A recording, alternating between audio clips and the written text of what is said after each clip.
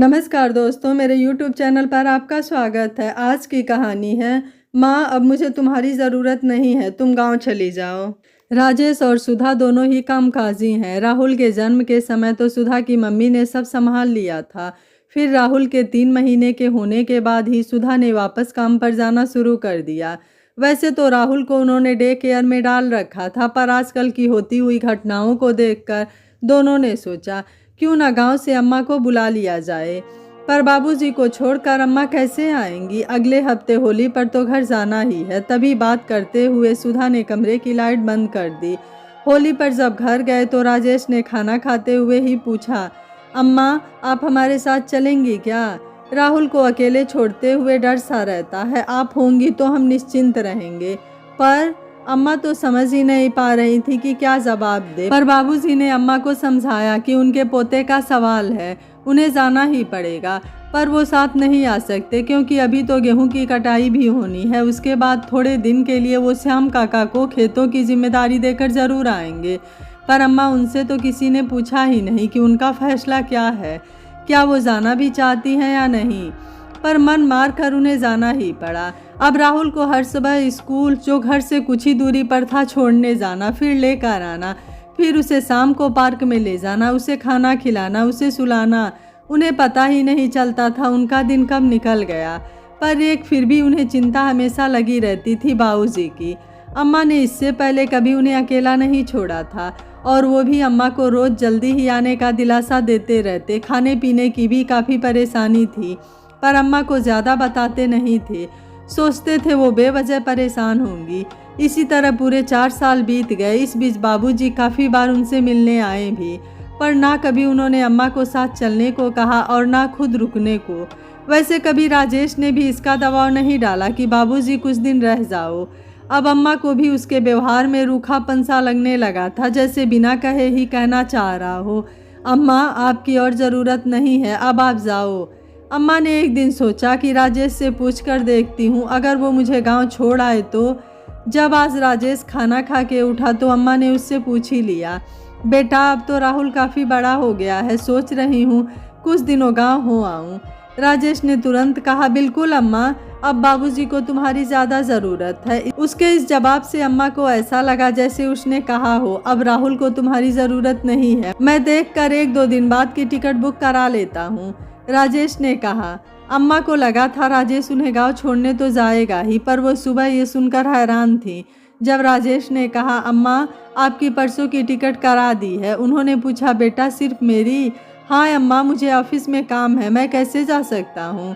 हाँ लेकिन आपको ट्रेन में बैठा कर आऊँगा, उधर से बाबूजी ले लेंगे, कोई डरने की बात नहीं है।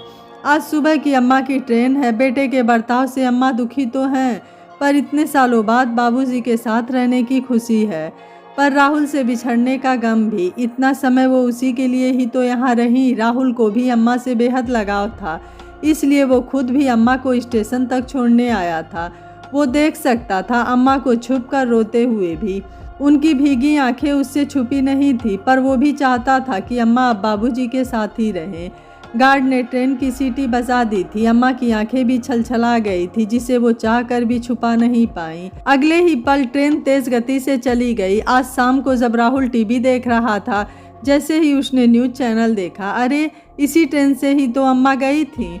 उसे विश्वास ही नहीं हो पा रहा था अपनी आंखों पर। लेकिन जब नीचे मृत लोगों की सूची में उसने कलावती का नाम पढ़ा, उसके तो होश ही उड़ गए, क्योंकि इस नाम से ही तो हर रोज अम्मा को चिढ़ाया करता था। उसने जल्दी से पापा को फ़ोन किया, पर अब क्या? अब तो अम्मा जा चुकी थी एक ऐसी जगह जहां ना तो बाबूजी थे और ना ही राहुल। अम्मा को गए पूरे 3 साल हो चुके थे और इन 3 सालों में काफ़ी कुछ बदल भी चुका था, जैसे राजेश और सुधा की सोच, राहुल का बर्ताव, बाबूजी का सहारा कर रहना और साथ ही घर में एक नन्हा मेहमान। पिछले 3 सालों में राजेश और सुधा की ज़िंदगी में बहुत उथल पुथल हुई और उसकी वजह था राहुल, क्योंकि अम्मा के जाने के बाद राहुल को कहीं ना कहीं अपने मम्मी पापा अम्मा के दोषी लगने लगे थे। इसी वजह से उन्होंने गांव से बाबूजी को भी शहर ही बुला लिया था, पर बाबूजी के आने से भी ज़्यादा फर्क नहीं पड़ा था। हाँ, बस अब राहुल गुमसुम नहीं रहता था और कम से कम बाबूजी से कुछ समय, या यूं कहे कि जब तक वो उसकी छोटी बहन पलक के साथ नहीं खेलते, तब तक राहुल बाबूजी को अपने स्कूल, अपने दोस्तों और टीचर वगैरह के बारे में बताता और शाम को उनके साथ पार्क भी जाता। राहुल के इसी बर्ताव की वजह से ही सुधा ने नौकरी छोड़ दी थी।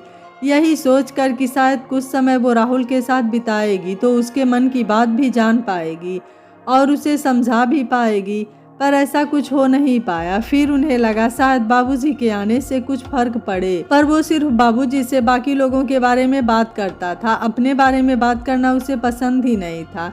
उसकी बहन पलक के आने से उसे और भी बुरा लगने लगा था। सोचता था कि बाबूजी को गांव से केवल इसकी देखभाल के लिए बुलाया गया है, क्योंकि बाबूजी के कहने पर सुधा ने फिर से काम पर जाना शुरू कर दिया था।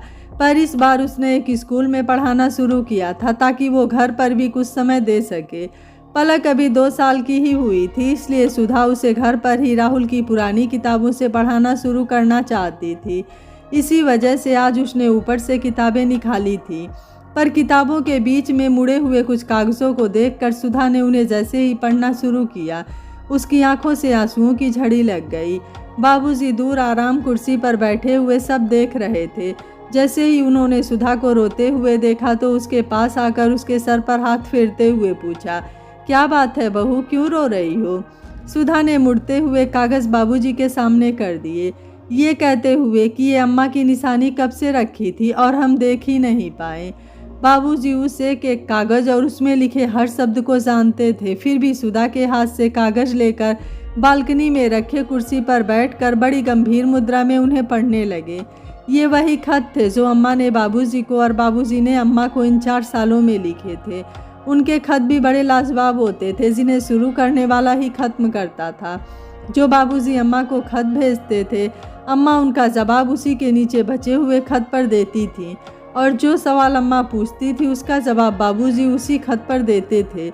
इस तरह एक ही खत में सवाल और जवाब होता था और दूसरे खत में नया सवाल नया जवाब। तभी बाबूजी ने अपनी जेब में से भी एक कागज़ का टुकड़ा निकाला और मेज़ पर रख दिया और बाकी के खत पढ़ने लगे, पर थोड़ी देर बाद देखा कि वो कागज़ का टुकड़ा मेज़ पर नहीं था।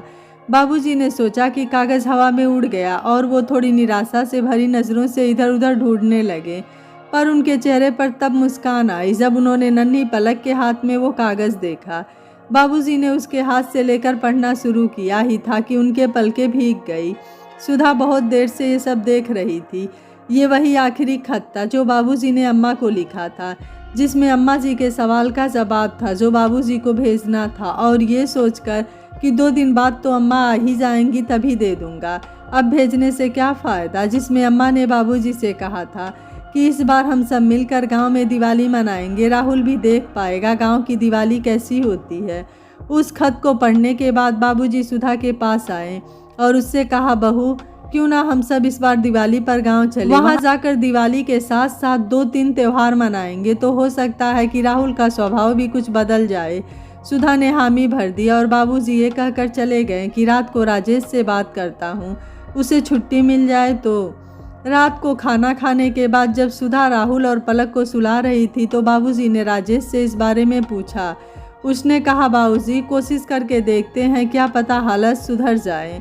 अगले ही महीने दिवाली पर सब गांव में गए। वहां जाकर श्याम काका ने मामले की गंभीरता को समझते हुए राहुल और पलक को गांव के खेत, बाग, बगीचे वगैरह दिखाए और साथ साथ उसके पापा के बारे में भी कुछ बातें इस तरह से बताई जिससे राहुल समझने की कोशिश करे कि उसके पापा बुरे इंसान नहीं हैं और उन्हें अपनी माँ से बचपन से कितना लगाव था, और वो बाबूजी को भी अपने साथ इसलिए ले गए क्योंकि उनको अपनी भूल का एहसास हो चुका था, न कि पलक का ध्यान रखने के लिए।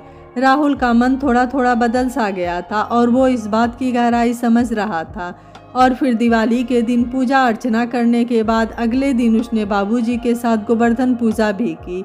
अब राहुल के व्यवहार में भी परिवर्तन महसूस किया जा सकता था, जैसे अब वो ज़रूरत पर पापा के साथ बात भी कर रहा था और उनकी बात पर ध्यान भी दे रहा था।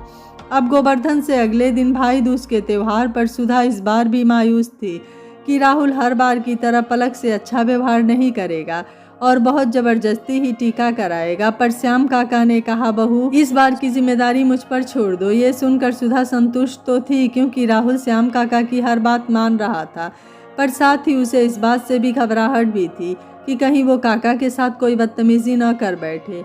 पर जैसे ही श्याम काका ने उसे बुलाया कि आकर पलक से भाई दूज का टीका करा लो, तो वो सबसे पहले पापा के पास गया शगुन के पैसे लेने। ये देखकर सुधा की आंखें चमक गई और फिर राहुल ने पलक से टीका कराकर उसे शगुन दिया और उसके गले में हाथ डालते हुए बोला, पापा हम दोनों की साथ में एक फ़ोटो नहीं लेंगे क्या?